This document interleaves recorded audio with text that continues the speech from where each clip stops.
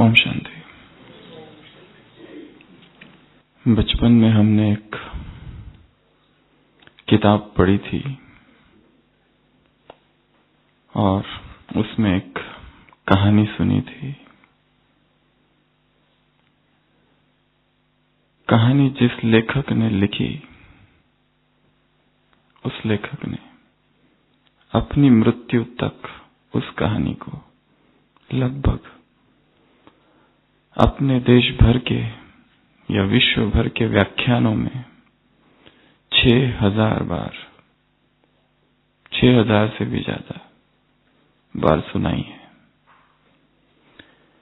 उस लेखक का नाम था रसेल कॉनवेल और उस किताब का नाम था एकर्स ऑफ डायमंड, हीरो की खान।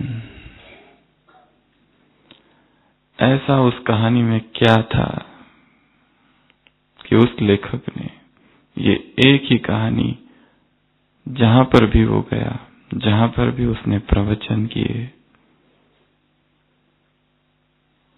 उसने लगभग 6000 या उससे भी ज्यादा बार ये कहानी सुनाई। कहानी सत्य घटना पर आधारित है।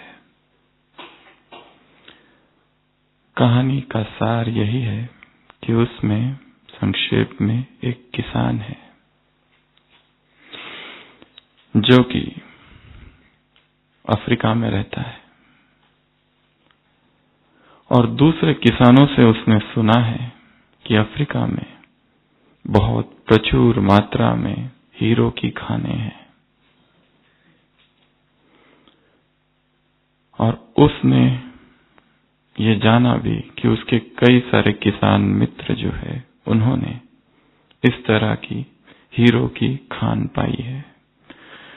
दिन रात ये विचार उसके मन में चलता है कि मुझे भी ऐसी कोई हीरो की खान पानी है। उत्साहित हो जाता है, क्या मैं करूं कि मुझे भी अफ्रीका महाद्वीप के किसी जगह पर ऐसी ही हीरो की खान मिल जाए। अपनी सारी खेत, अपने सारे धंधे को समेटकर, अपनी जमीन को बेचकर वो निकल पड़ता है ऐसी ही हीरो की खान की तलाश में। सत्य घटना है, दिखाया है कि वो व्यक्ति जीवन पर्यंत भटकते रहता है, ताउम्र खोजते रहता है उस खान को, परंतु उसे वो खान मिलती नहीं है।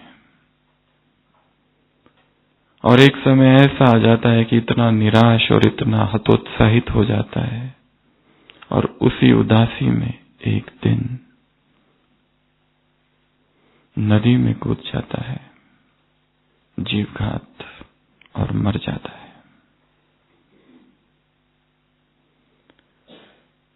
जिस व्यक्ति को उसने वो अपना खेत बेचा था, वो दूसरा किसान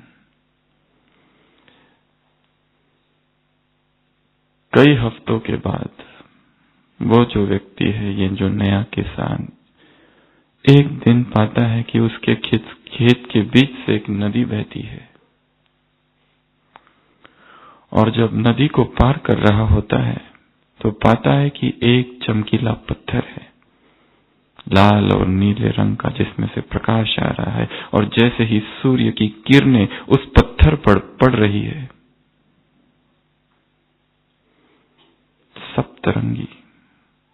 सप्तरंग वहां से निकल रहे हैं। उसे आश्चर्य होता है, ये कौन सा पत्थर है।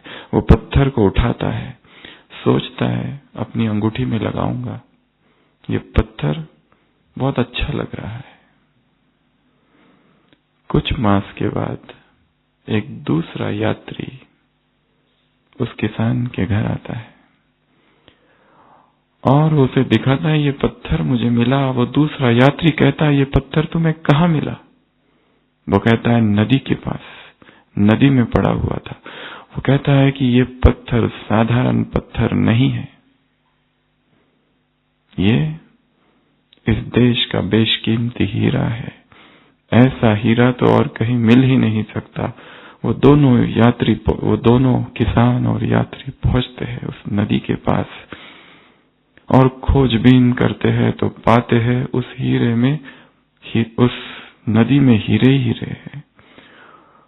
थोड़े समय के बाद उस खेत की खुदाई करते हैं तो पाते हैं वो सारा ही खेत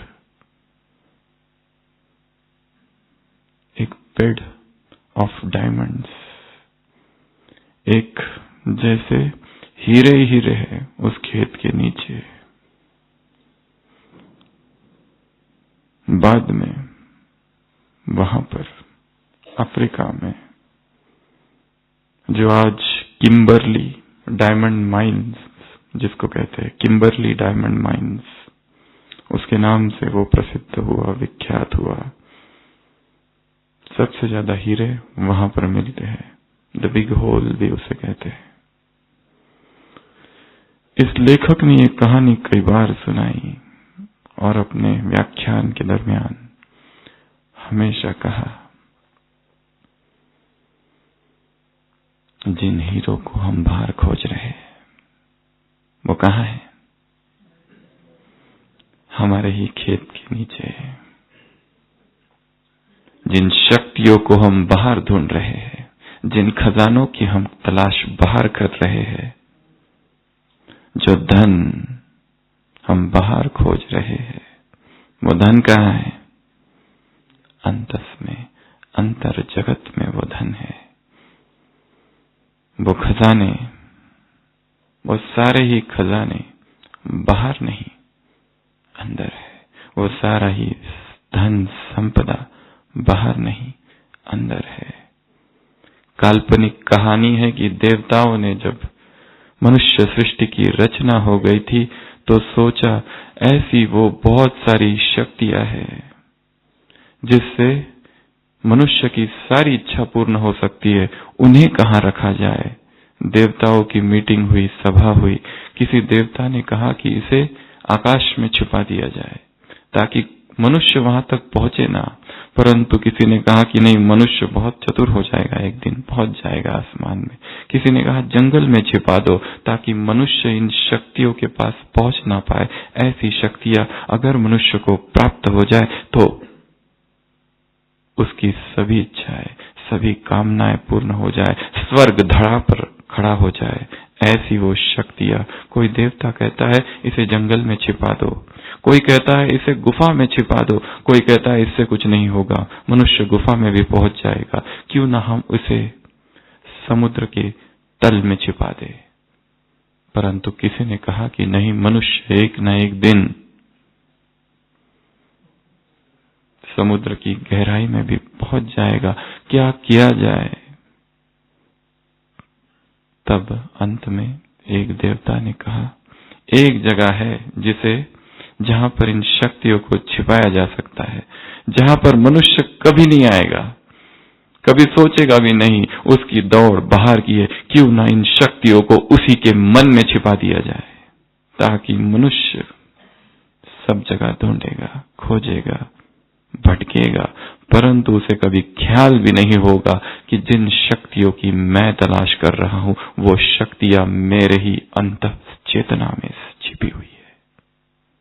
सर्वशक्तिवान धरा पर आया है, हमें उन्हीं शक्तियों का स्मरण कराने। वो परम सत्ता अवतरित हुई है इस धरा पर और कह रही है कि वह शक्तियां तुम में है, उन्हें जानो।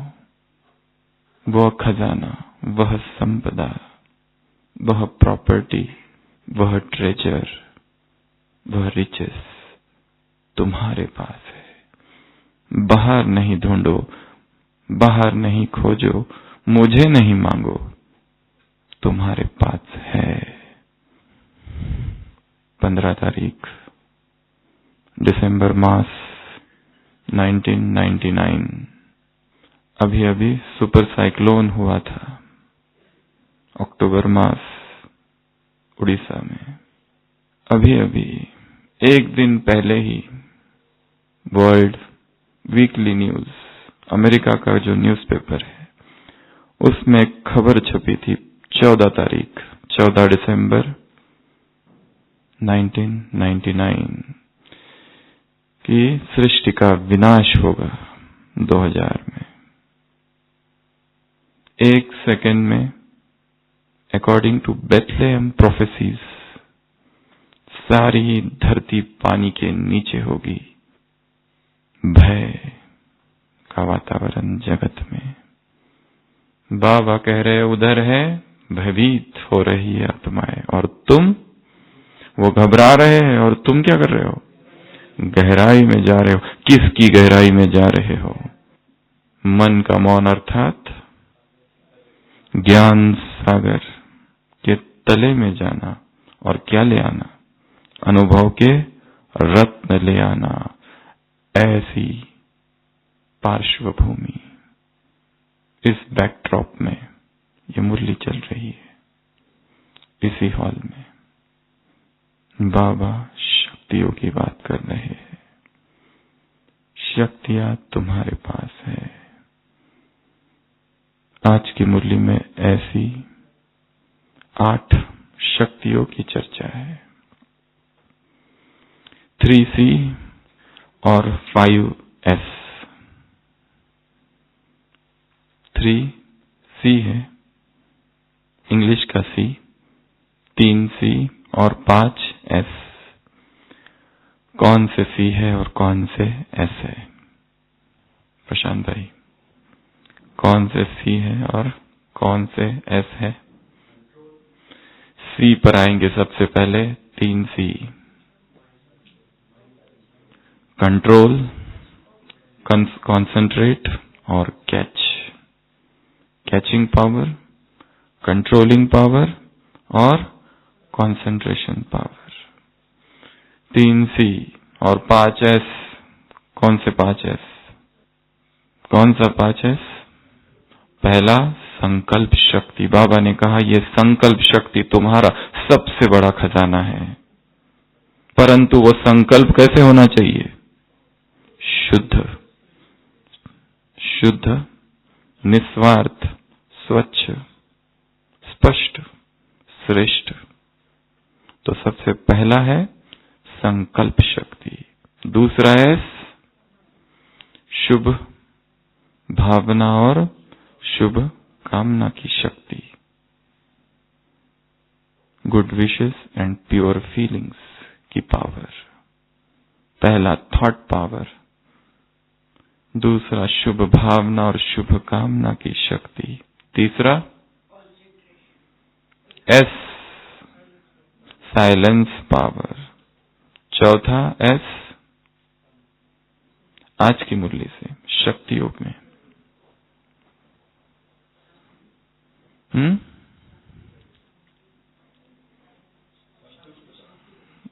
आज की मुरली से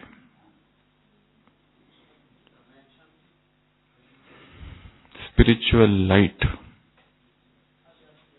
आध्यात्मिक लाइट। स्पिरिचुअल लाइट, या जिसको कहेंगे आध्यात्मिक लाइट। इंग्लिश ट्रांसलेशन है मुरली का सोल पावर। उसके बाद अगला है साइलेंस। बोल दिया? साइंस,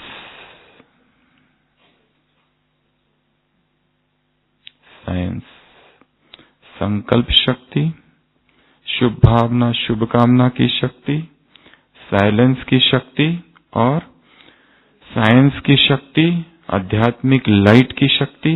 और उसके बाद में 3C। पहला C controlling power, concentration power, और तीसरा कैचिंग पावर। सभी शक्तियां एक दूसरे से जुड़ी हुई है। एक थोड़ा अलग है साइंस। उसी के साथ में हम ऐड कर देंगे साइंस या ऑकल्ट पावर, जिसको बाबा ने कहा रिद्धि सिद्धि। वो अल्पकाल के चमत्कार करते हैं और तुम कल्याण के चमत्कार करते हो, जो आत्माओं के लिए क्या बन जाते हैं? वरदान बन जाते हैं। अगर ये संकल्प शक्ति होगी तो क्या हो जाएगा? परिणाम क्या है इन शक्तियों का या इस शक्ति का? वास्तव में एक ही शक्ति है। अगर देखा जाए तो शक्ति एक ही है, नाम भिन्न भिन्न है। जैसे इलेक्ट्रिक करंट एक ही है, परंतु जब लाइट में बहता है तो प्रकाश, जब फैन में जाता है तो हवा। जब हवा चाहिए, अगर लाइट ऑन कर दो तो काम नहीं होगा।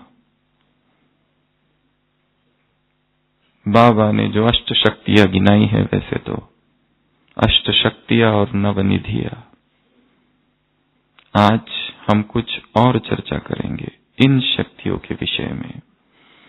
तो यदि ये संकल्प शक्ति हमारे पास है तो क्या हो जाएगा? आज की मुरली से संकल्प शक्ति और वाणी की शक्ति। बाबा ने कहा एक है वाणी की सेवा, जिसमें संपत्ति लगती है, समय लगता है, मेहनत लगती है और क्या लगता है? थकान भी होती है। ये चार चीजें लगती है वहां पर, परंतु इससे वो बच जाएगी। उस शक्ति को, वाणी में को कंट्रोल करो, वृत्ति को कंट्रोल करो, दृष्टि की चेकिंग करो। वो कब तक? यदि संकल्प शक्ति हमारे पास है और यदि शक्तिशाली है तो बाकी स्वतः ही सब कार्य करेंगे। फिर से प्रश्न पर आते हैं, यदि ये श्रेष्ठ संकल्प की शक्ति हमारे पास है तो क्या हो जाएगा? मनसा सेवा कर सकेंगे। और माताओं को याद किया आज बाबा ने, परमात्मा वरदान द्वारा चलने वाली है, गॉड मेड मदर्स। इंडिया में चाइना मेड होता है ना वैसे बाबा ने क्या कहा? भगवान ने बनाई हुई, भगवान ने निमित्त बनाई हुई यह आत्माएं परमात्मा, परमात्मा माता है गॉड मेड मदर्स। ऐसी माताएं, ऐसी भगवान की भुजाएं, ऐसे रूहानी गुलाब, ऐसे इस महिला वर्ग के मेंबर्स। तो क्या हो जाएगा संकल्प शक्ति से? माताएं, आत्माओं के बुद्धि का परिवर्तन होगा। क्या होगा? केवल संकल्प से, अभी बोला कुछ भी नहीं है, केवल और केवल संकल्प से इतनी पावर, इतनी एनर्जी, इतनी ऊर्जा केवल और केवल संकल्प में है। संकल्प किया है, परंतु वो संकल्प में तीन बातें चाहिए। बाबा ने कहा निस्वार्थ हो। कैसा हो संकल्प? निस्वार्थ हो, उसमें स्वार्थ ना हो, वेस्टेड इंटरेस्ट ना हो, कोई भौतिक सांसारिक उपलब्धि की कामना ना हो।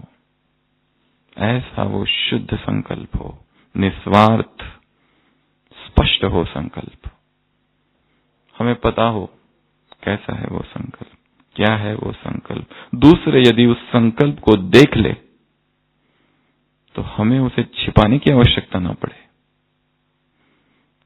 हमारे संकल्पों को यदि कोई देख ले, सोचो डायमंड हॉल में हम बैठे और जो दो बड़े बड़े स्क्रीन है, हमारे मन के हर संकल्प वहां पर टाइप होकर आ रहे हैं। एक एक संकल्प बड़े बड़े अक्षरों में टाइप होकर आ रहे हैं, विश्व भर की आत्माएं देख रही है। अगर हमें कहा जाए कि 15 मिनट यहां बैठो, तुम्हारे संकल्प वहां पर टाइप होके आ रहे हैं, तो कैसे संकल्प हम करेंगे? श्रीमत वाले कि परमत वाले? 15 मिनट के लिए। तो हमारे संकल्प कितने शुद्ध हो, कितने स्वच्छ हो, कितने पवित्र हो, कितनी उनमें प्यूरिटी के वाइब्रेशंस हो। वो वाइब्रेशंस पहुंचेंगे आत्मा तक। अब वाइब्रेशंस ही पहुंचते और तो कुछ नहीं पहुंचता है। प्रकंपन, वो किरणें किरणों तक पहुंचेगी, आत्माओं को खींच कर और घसीट कर ले आएगी एक दिन। यहां पर शब्द नहीं काम करेंगे, शब्दों के तीर तो बहुत ही छोटे हैं। स्वच्छ, स्पष्ट, निस्वार्थ। चाणक्य का उदाहरण है, उस दिन भी सुना रहे थे। भारत पर आक्रमण हो चुका है, सिकंदर ने आक्रमण किया है, भारत के राजा खंड खंड बटे हुए हैं। कैसे सामना करेंगे उस शत्रु का? द्वापर युग की शुरुआत है। गुरुकुल के वो सारे छात्र एकत्र होते हैं।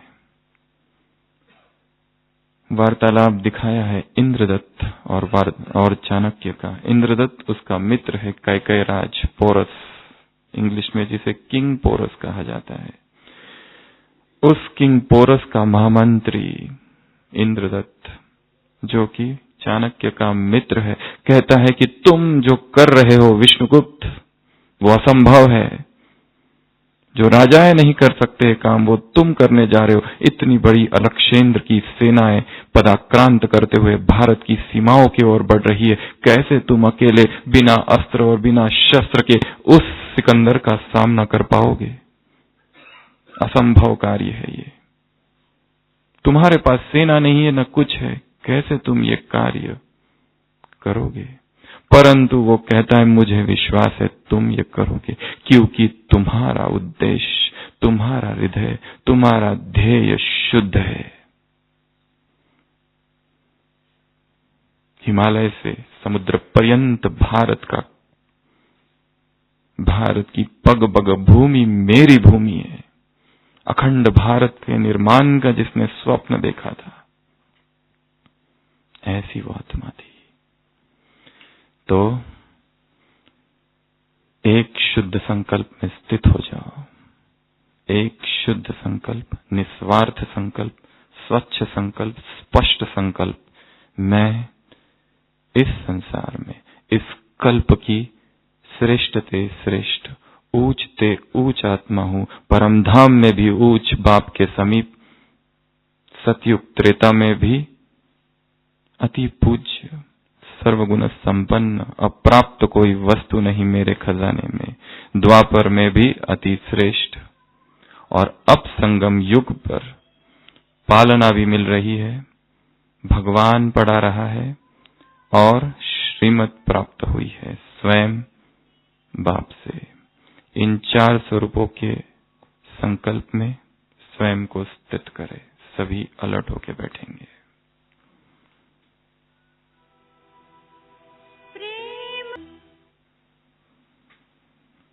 दूसरी शक्ति, शुभ भावना और शुभ कामना की शक्ति। इसी मुरली में बाबा ने माताओं से मुलाकात, जो मुरली में, आज की मुरली में छपा नहीं है, परंतु ओरिजिनल जो मुरली है उसमें बहुत अच्छी बात कही है। बाबा ने कहा, अगर टीचर को आपके घर में भेजे देखने के लिए कि घर में कलह तो नहीं है, खिटखिट तो नहीं है, तो क्या कहेगी?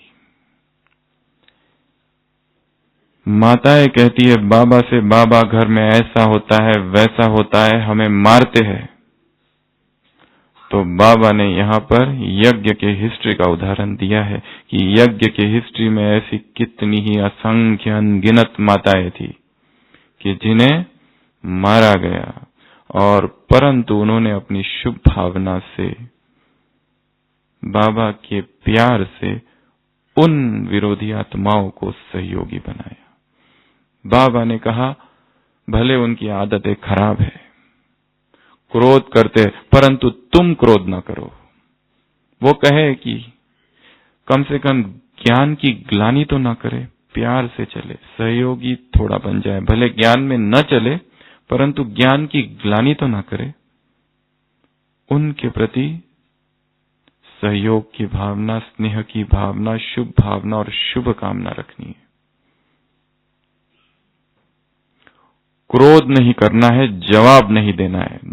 दो वाक्य बाबा ने कहे हैं, उनके ऊपर क्रोध नहीं करना है और उन्हें जवाब नहीं देना है, सामना नहीं करना है उनका। चाहे कैसे भी हो, एक दिन तो आएंगे ही। जाएंगे कहां? सबको यहीं आना है। हमने देखा है कई सारी आत्माएं जो विरोध करती थी। ऐसे कितने भाई जो विरोध करते थे, 10 साल विरोध किया, 20 साल तक विरोध किया।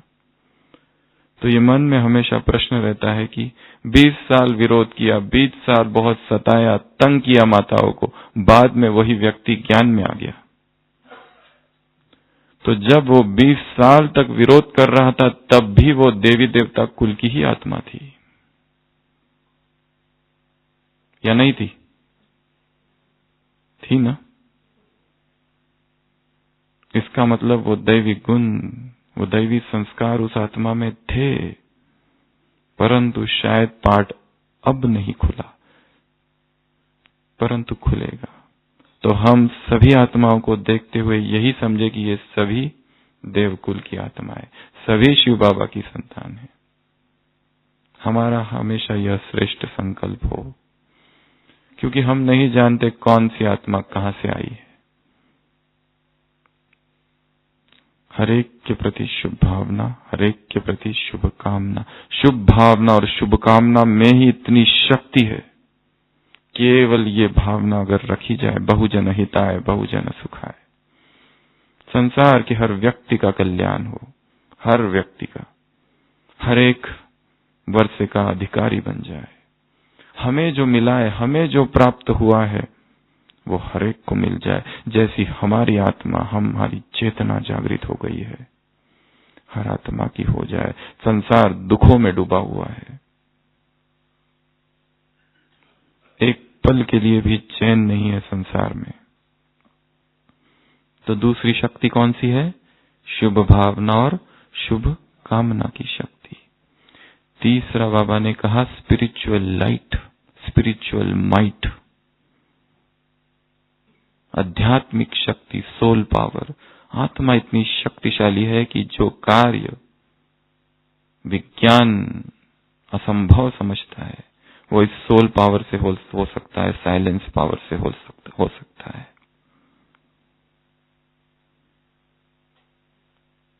इतनी शक्ति आत्मा में है। और जो रिद्धि सिद्धि वाले हैं, वो इतने सारे चमत्कार कर सकते हैं, तो हम नहीं कर सकते। कुछ दिनों पहले बाबा ने वरदान दिया था, तुम रूहानी जादूगर हो। वो हद के जादूगर, सेकंड में विचित्र खेल दिखाते हैं।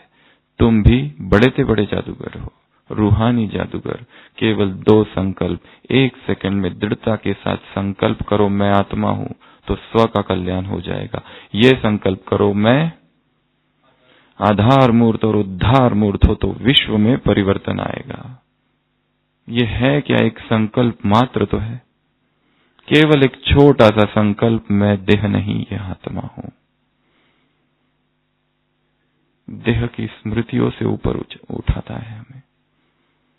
इस देह के भान ने ही इतना दुखी बनाया है।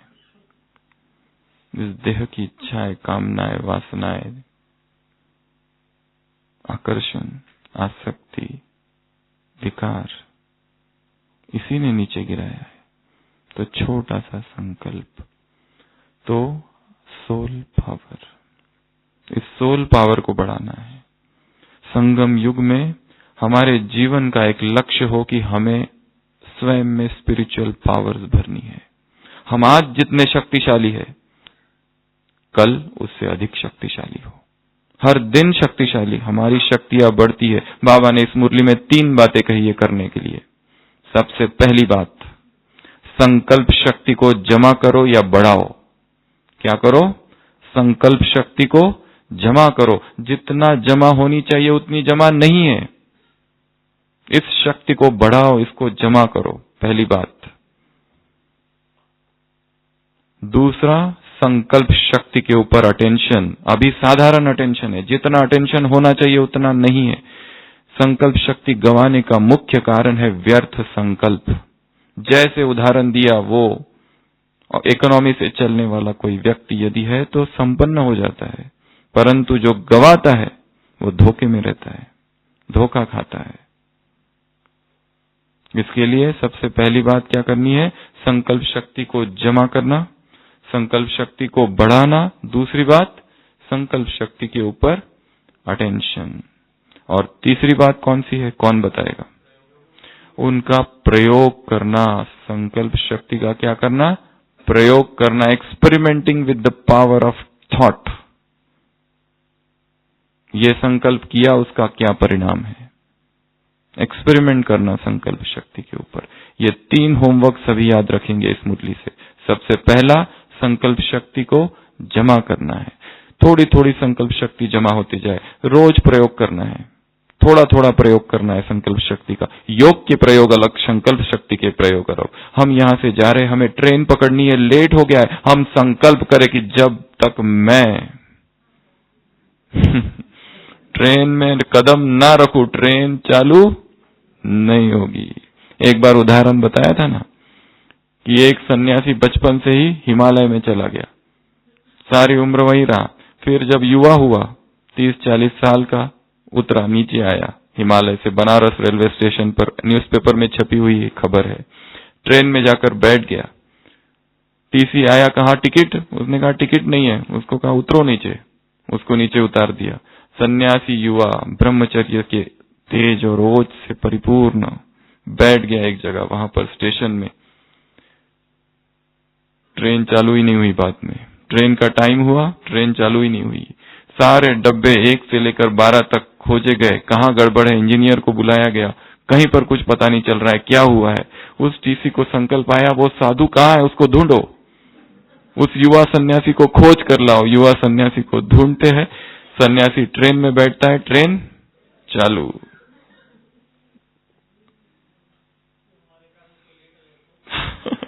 हाँ, इसमें भी एक दूसरी बात है, रिद्धि सिद्धि की बात है।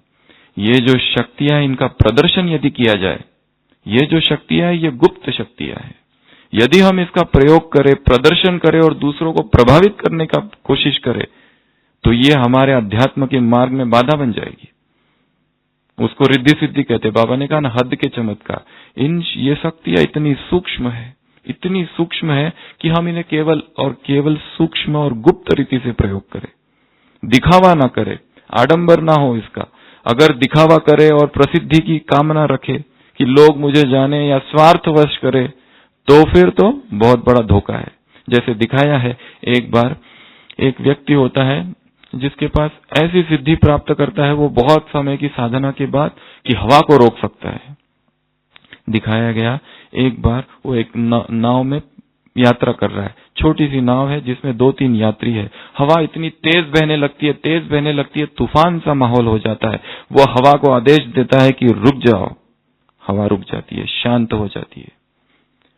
वहीं पर बहुत दूरी पर उसी समुद्र में एक दूसरा जहाज आते रहता है, एक बहुत बड़ा जहाज जिसमें 200-300 यात्री होते हैं।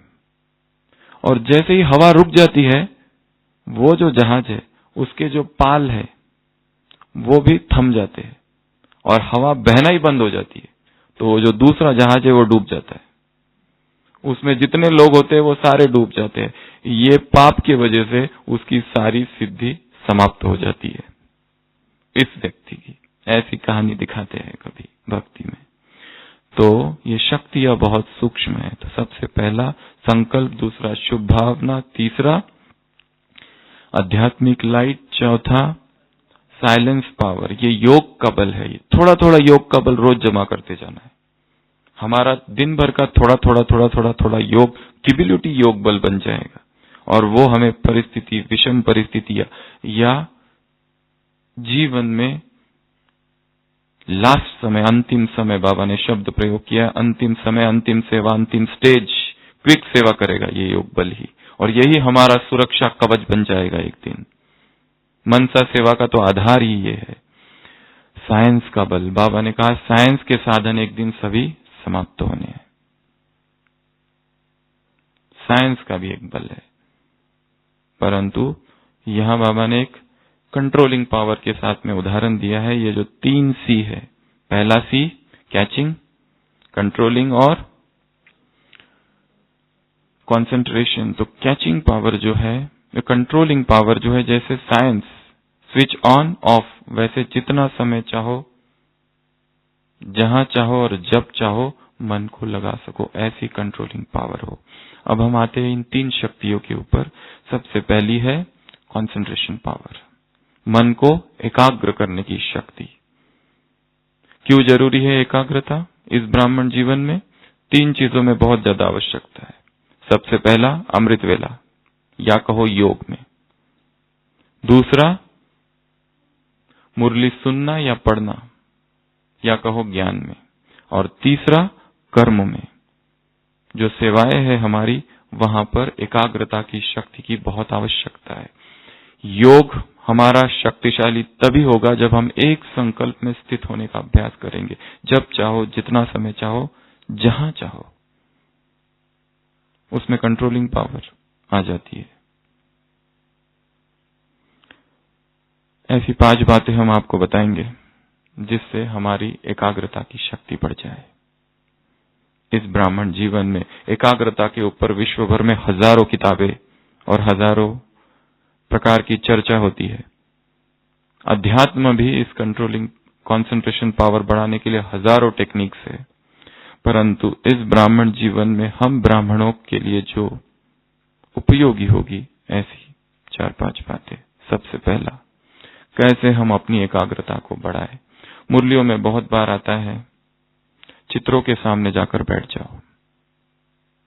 इसे कहते हैं पिक्चर टेक्निक। किसी भी एक चित्र के सामने बैठना, या जो भी चित्र को हम देखते हैं, उस चित्र में क्या क्या है उसका मन ही मन वर्णन करना। जैसे सतयुग का चित्र है, ये सामने चित्र है, इस चित्र को हम देखें और इसमें जो कुछ भी दिखाई दे रहा है, मन ही मन उसका वर्णन करे। जो लिख सकते हैं लिखे, जो लिख सकते हैं वो लिखे। चित्र जो है उसका वर्णन, चित्र वर्णन, इसको हिंदी में कहा जाता है चित्र का वर्णन करना। ये करते करते ही मन एकाग्र हो जाता है। कोई भी चित्र लिया जा सकता है, चाहे शिव बाबा का ज्योति बिंदु है, उसे देखकर शिव बाबा के गुण क्या है, वो जो गुणों वाला चित्र है, उसको याद किया जाए। ये करते करते मन एकाग्र होता है, पहला। दूसरा, वॉचिंग थॉट्स। एक जगह स्थिर बैठ जाना और मन में जो विचार आ रहे हैं और जा रहे हैं, उन्हें रोकने का प्रयत्न नहीं करना। कैसे भी आ रहे, कैसे भी जा रहे, उन्हें देखना, साक्षी होकर देखना। हम ये योग के प्रयोग नहीं बता रहे, कंसंट्रेशन की टेक्निक बता रहे हैं। अपने मन को साक्षी होकर देखना, कौन से विचार आ रहे हैं और कौन से विचार जा रहे, केवल देखना। ये नहीं कहना ये क्यों आ रहा है, ये निगेटिव है, ये वर्थ है, केवल देखते रहना। परंतु हम जब बैठे, इतना स्थिर बैठे,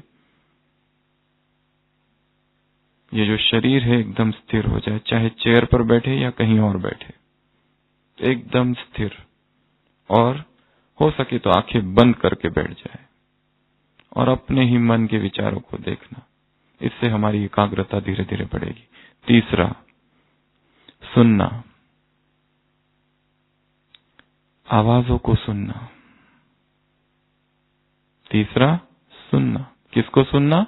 आवाजों को सुनना। आंखें बंद करके बीच बीच में कभी कभी बैठ जाना।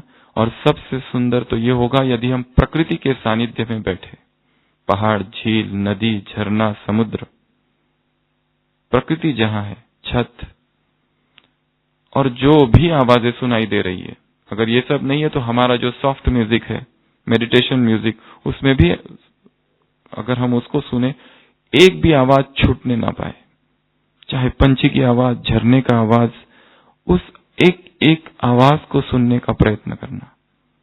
क्लायर ऑडियंस के लिए ये टेक्निक बताई जाती है। क्लायर ऑडियंस मतलब बाबा ने आज जो कहा, कैचिंग पावर, उसमें 2 चीजें होती है, दूर की चीजों को देखना, दूर की चीजों को सुनना। क्लायर ऑडियंस, क्लायर वॉयंस, टेलीपैथी में आता है, पैरासाइकोलॉजी, परा मनोविज्ञान में ये सारी बातें चर्चा होती है। दूसरे कमरे में क्या हो रहा है वो सुनना, बहुत दूर क्या हो रहा है, बाबा कहते हैं भक्तों की आवाज सुनो। ये कैचिंग पावर, वाइब्रेशंस को कैच करना, विचारों को कैच करना, उसके लिए ये टेक्निक संसार के वो व्यक्ति जो आध्यात्मिक नहीं है उनके लिए ये बताई जाती है, आवाजों को सुनना। तो हम भी ये कर सकते हैं, बीच बीच में आंख बंद करके बैठे और आवाजों को सुने, तो उससे कंसंट्रेशन पावर बढ़ती है। नेक्स्ट है, रात को सोने से पहले बाबा को जब चार्ट देते उसके भी पहले अपनी सारी जो दिनचर्या है उसको याद करना, क्या क्या हमने किया है। सुबह उठने से लेके रात तक किस किस के मिले, क्या क्या हुआ। मेमोरी ट्रेनिंग में भी ये बताया जाता है, फोटोग्राफिक मेमोरी के लिए ये बातें बताई जाती है। सुबह से लेकर रात तक हमने क्या क्या किया, क्या क्या सेवाएं की, क्या क्या हुआ। जैसे बाबा को सुना रहे, जो लिख सकते हैं लिखो। इसको हम चार्ट लिखना नहीं कह रहे, हम दिनचर्या को लिखना कह रहे हैं। अपनी जो दिनचर्या है उसको लिखना, डायरी राइटिंग जिसको कहते हैं, और फिर धीरे धीरे उसमें याद का चार्ट इंक्लूड करना। इससे भी कंसंट्रेशन पावर बढ़ता है। समय हो रहा है, इसके लिए हम इस कंसंट्रेशन को यहीं पूरा करते हैं, आगे बढ़ते हैं। और बहुत सारी टेक्निक्स है इस तरह की कि रात को जब सोते हैं तो इतना स्थिर सो जाना और शरीर में जो हलचल होती है उसको देखना, शवासन जिसको कहते हैं। योग में इसका प्रयोग करना है। अब कंसंट्रेशन का 3 चीजों में प्रयोग करना है। सबसे पहला योग, दूसरा मुरली और तीसरा कर्म। मुरली में मुरली पढ़ते समय एक चीज करनी होती है। मुरली सुन ली, मुरली पढ़ ली, हम जो बहुत कम करते हैं काम, और जो कंसंट्रेशन में बहुत काम करेगी वो है रिकॉल करना, याद करने की कोशिश करना मुरली में क्या था। मुरली पढ़ ली, मुरली लिख ली, हो गया। कोई क्लास सुन लिया, परंतु उस क्लास में था क्या। क्लास सुनने के बाद एकांत में जाके, कल की परसों की मुरली में था, एकांत में क्या करो, विचार सागर मंथन करो, तभी धारणा होगी, नहीं तो नहीं, बाबा ने कहा है। तो जो भी हम पढ़ते हैं, मुरली सुनते हैं, उसे तुरंत याद करने की कोशिश करना, रिकॉल करने की कोशिश करना क्या पढ़ा है। इससे हमारी कंसंट्रेशन पावर बढ़ेगी। तो जहां एकाग्रता की शक्ति है, कंट्रोलिंग पावर जहां है, वहां कैचिंग पावर स्वतः ही आएगी। और ये तीनों ही शक्तियां जहां है, जहां संकल्प की शक्ति है, बाबा ने कहा क्या होगा, परमात्मा प्रत्यक्षता होगी। इसको बाबा ने प्रत्यक्षता से जोड़ा है। अब तक कौन सी प्रत्यक्षता हो गई है, कार्य अच्छा है, कार्य श्रेष्ठ है, परंतु भगवान का कार्य है, करावन हार करा रहा है, ये भगवान इनको पढ़ाता है, ये प्रत्यक्षता अब तक नहीं हुई है। ये होगी किससे, ये होगी भी इस संकल्प शक्ति से। अपने संकल्पों को इतना सूक्ष्म, इतना शक्तिशाली, इतना concentrated, the powers of the mind are like the rays of the sun, the more focused they are, the more illumined they become. Swami Vivekananda ने ये कहा है। उनके ही जीवन में एक उल्लेख है, जब वो एक बार शिकागो में थे, एक बार एक समुद्र के तट पर घूम रहे थे, तो देखा बहुत सारे छोटे छोटे बच्चे वहां खेल रहे, जिनके पास एयर गन है, और बहुत सारे अंडे के छिलके उस समुद्र में पानी में है, और वो प्रयत्न कर रहे बंदूक से उन्हें हिट करने का, मारने का, परंतु असफल हो रहे। और दिखाया विवेकानंद वहां बैठे हैं, वो उनको पूछते हैं, स्वामी कैन यू ट्राई, तो वो कहते हैं यस, और वो बंदूक को लेते हैं और 12 बार 12 अंडे के जो छिलके हैं उनको शूट करते हैं वहां से। वो बच्चे इतने आश्चर्य हो जाते और इतने खुश होते, पूछते हैं have you ever practice this before, क्या आपने, वो कहता है हमारे देश में तो मैंने ये बंदूक आज पहली बार ही देख रहा हूं, हमारे देश में इस तरह की एयर गन है ही नहीं गुलेर। तो वो कहते हैं ये गन तो मैंने आज पहली बार ही हाथ, then how did you do that, वो कहते हैं कंसंट्रेशन पावर। मैंने अपने मन को ऐसा प्रशिक्षण दिया है कि जब चाहूं, जहां चाहूं, जितना समय चाहूं, उसको इस तरह एकाग्र कर देता हूं कि जो चीज तुरंत मैं ग्रास्प कर लेता हूं। उसी तरह जो मुरली चाहे, जब की मुरली चाहे, हम उसे ऐसा पढ़े कि पढ़ लिया और वो सीधा प्रिंट हो जाए। ऐसी हमें अपनी कंसंट्रेशन पावर को बढ़ाना है। उन्होंने एक जगह ये भी लिखा है, if I am given a chance to start my education all over again, I would first develop the power of concentration and then act a stroke, master the complete education. यदि मुझे अवसर दिया जाए फिर से अपनी पढ़ाई पढ़ने का बचपन से, तो सबसे पहले मैं कंसंट्रेशन पावर को डेवलप करूंगा और उसके बाद ये सारा जो शिक्षा है, शिक्षण है, उसे एक झटके में आत्मसात कर लूंगा। ऐसी शक्ति इस कंसंट्रेशन पावर में है। तो हमें अपने लिए कुछ बातें यहां बताई, पर अपने लिए कौन सी विधि है, क्या हम करें जिससे हमारी एकाग्रता की शक्ति, संकल्प की शक्ति बढ़ जाए, शक्तिशाली हो जाए, जो हम संकल्प करें वो सिद्ध हो जाए। उसके लिए हमें प्रयोग करने के लिए बाबा ने कहा है, एक्सपेरिमेंट करना है उसके ऊपर। बाबा ने कहा नंबरवार है एक्सपेरिमेंट करने में, बढ़ाने में, जमा करने में नंबरवार है। उसको जमा करो, उसको बढ़ाओ, देखो कि हम ये संकल्प करते हैं, हुआ नहीं हुआ। सुबह जो संकल्प करे, हर दिन इसके लिए क्या करना होता है, प्लानिंग बनानी होती है। प्लान करो, आज के दिन का संकल्प क्या है, आज मुझे क्या करना है। संकल्प ही नहीं है, कर्म करने जा रहे, कोई संकल्प नहीं है, इंटरनेट पर बैठ रहे, कोई लक्ष्य नहीं है, तो यहाँ के मेल चेक करने और ये वेबसाइट से दूसरे वेबसाइट में जाते जाते कैसे समय बीत जाता है पता नहीं चलता है, कितना समय उसमें चला जाता है, क्योंकि लक्ष्य नहीं है। हमें, हमारे पास हमेशा अनफिनिश्ड टास्क, कौन सी चीजें हमने की नहीं है उसकी लिस्ट हमेशा सामने हो, ये चीजें हमने अब तक नहीं की है। विदेश में एक साइकोलॉजी में एक इफेक्ट है जिसे ज़िगार्निक इफेक्ट कहते हैं। ज़िगार्निक इफेक्ट कहता है, एक साइकोलॉजिस्ट थी जिसका नाम था ब्लूमा ज़िगार्निक। उसने एक बार देखा, उसके जो प्रोफेसर थे, उसने एक चीज ऑब्जर्व की कि होटल में जब बैठते हैं तो जो वेटर होता है वो सारी एक एक टेबल पर जाता है, उसे सारी चीजें याद रहती है। इस टेबल पर ये ऑर्डर दिया गया, 10 चीजें का ऑर्डर एक टेबल पर दिया गया, दूसरे टेबल पर ये खाने की आइटम्स का ऑर्डर दिया गया, और सारा उसे याद रहता है। परंतु कब तक याद रहता है, जब तक वो जो लोग हैं वहां आए हैं रेस्टोरेंट में, जैसे वो चले गए बस उसके बाद वो भूल जाता है। तो उसने ऑब्जर्व किया ये क्या है, तब तक ही उसको याद रहता है ये टेबल का बिल इतना हुआ, ये टेबल में ये आइटम्स इन लोगों ने खाए, इतना इसका बिल हुआ, बाद में वो भूल जाता है। उसने एक स्टडी की और पाया बाद में, ब्लूमा ज़िगार्निक ने, उस लेडी ने, यंग लेडी थी 1927, उसने पब्लिश भी किया था अपनी स्टडी कि जो अनफिनिश्ड टास्क है वो हमको याद रहती है, जो किए नहीं है कर्म, और एक बार काम हो गया कि वो हम भूल जाते हैं।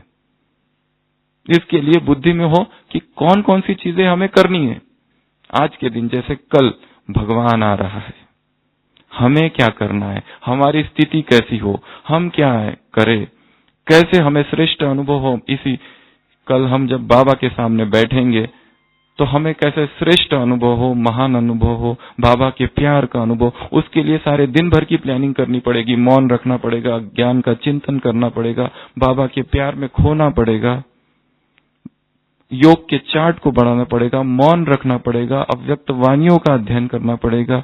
बाबा जब आते उसके पहले भी जो भाई जी का क्लास, और उसके बाद में जो समय होता है 6:30 से तो बाबा के आने तक, वो जो गीत बजते हैं उसमें कितनी बुद्धि भटकती है आत्माओं की।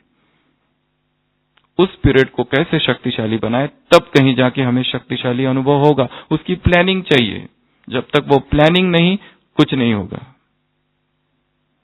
तो यहाँ बाबा ने आज की मुरली में, समय हो रहा है, शक्तियों की चर्चा की। माताओं को क्या कहा बाबा ने, घर को क्या कर दो, स्वर्ग बनाना है घर को, सुख शांति हो घर में। घर में दिया तो मस्जिद में दिया, हिंदी में कहावत है, चैरिटी बिगिंस एट होम। घर में ही कलह है और हम घोषणा कर रहे हैं हम स्वर्ग स्थापन करने आए, तो कौन आएगा। बाबा ने कहा इंक्वायरी भेजेंगे, लिस्ट भेजेंगे गवर्नमेंट के पास, तो वहां से इंक्वायरी आएंगी, देखेंगे वो लोग। महामंडलेश, फिर बाबा ने महिमा भी की। माताओं को नशा कौन सा है, कौन सा नशा है, भगवान मेरे लिए आया है, हमारे लिए आया है, ये नशा है। मुरली में भी कहा है जितना श्रेष्ठ संकल्प होगा, स्मृति होगी, श्रेष्ठ स्मृति होगी, तो नशा अविनाशी होगी, खुशी होगी। तो ये खुशी ट्रेन में जाने के बाद कम ना हो जाए, यहां से जाने के बाद विलीन ना हो जाए, खो ना जाए। ये खुशी सदा रहे, खुशी अविनाशी एक रस नशा, अविनाशी एक रस नशा। बाबा ने माताओं की 2 विशेषताएं बताई, एक तो रूहानी गुलाब और दूसरा जिम्मेवारी। इतनी बड़ी जिम्मेवारी निमित्त बने हैं। महामंडलेश्वर भी, उनको भी ईर्ष्या हो जाए देखकर कि कैसे ये आपस में रहते। जो कहावत संसार में है माताओं के लिए कि दो माताएं, ईयर ऑफ द जोक कहा जाता है इसे, 2 women sitting together minding their own business, कि 2 महिला एक साथ बैठी है चुपचाप अपना अपना काम कर रही है, इसे ईयर ऑफ द जोक कहा गया था। बाबा कहता है वो झूठ है, यहाँ पर माताएं प्यार से आपस में मिलकर बिना किसी कलह के सेवा करती है। ऐसे रूहानी गुलाब सदा खुश रहने वाली माताएं हैं। तो माताओं को संसार ने गिराया, ढोल गवार शुद्र पशु नारी सब ताड़न की अधिकारी, द्वारम किमेकम नरकस्य नारी, नरक का द्वार बताया, ठोकरे दिलाई, और भगवान ने क्या बना दिया? ठाकुर बना दिया। वरदानों से पलने वाली है, कितने ऊंचे सम्मान दिया है, ज्ञान का सीधा कलश रख दिया माताओं के सिर पर। बाबा ने बहुत महिमा की माताओं की। तो सारी मुरली में एक तो 4 स्वरूपों का अभ्यास है। बाबा ने कहा इन स्वरूपों का रोज अभ्यास करना है, मन बुद्धि में रोज दोहराना है कि हम अनादिकाल में कैसे थे, समीप थे, समान थे, नजदीक थे, साथ साथ थे। फिर आदिकाल में कैसे थे? सर्व प्राप्ति संपन्न थे। फिर कैसे थे बाद में? हमारी पूजा, उसके अभी आधार क्या है? संगम युग पर हम कर्म योगी है। एक ही मंदिर में यदि महात्मा, धर्मात्मा और देवता के चित्र रखे जाए तो देवताओं की पूजा होगी, उनकी नहीं होगी। वो भी विधिवत, विधि पूर्वक, नियम से पूजा होगी। वो पूजा हमारी। और यहाँ संगम युग पे तो क्या कहने कि स्वयं भगवान आया है। आत्मा परमात्मा दोनों बाप दादा द्वारा पालना, पढ़ाई, ऐसा भाग्य। तो मुरली की संक्षिप्त में ये चर्चा हुई। कल रात में इस मुरली पर लगभग 30 प्रश्न थे, उस पर अलग रीति से चर्चा हुई थी। तो मुरली से प्रश्न निकालना और उसकी चर्चा करना, ये भी एक विधि है चर्चा करने की। दूसरी विधि जो यहां हमने की, तो ऐसे कैसी आत्माओं को? चारों ओर के श्रेष्ठ आत्माओं को। देखो भगवान याद प्यार देता है। कभी सुना नहीं कहीं कि भगवान आकर ऐसी महान आत्माओं को याद प्यार देता है। भगवान का रोज खत आता है। तो ऐसी चारों ओर के श्रेष्ठ आत्माओं को, ऐसे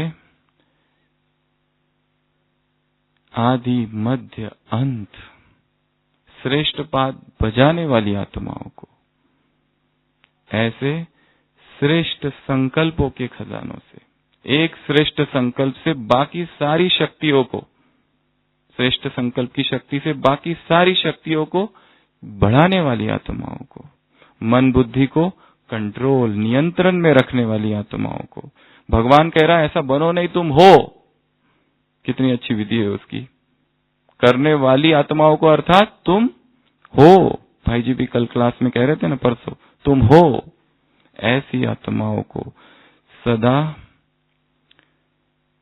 योगी के साथ साथ प्रयोगी बनने वाली आत्माओं को, सच्चे प्रयोगी बच्चों को, बाप दादा का याद प्यार, गुड नाइट और नमस्ते। हम रूहानी बच्चों की, रूहानी बाप दादा को याद प्यार, गुड नाइट और नमस्ते। ओम शांति।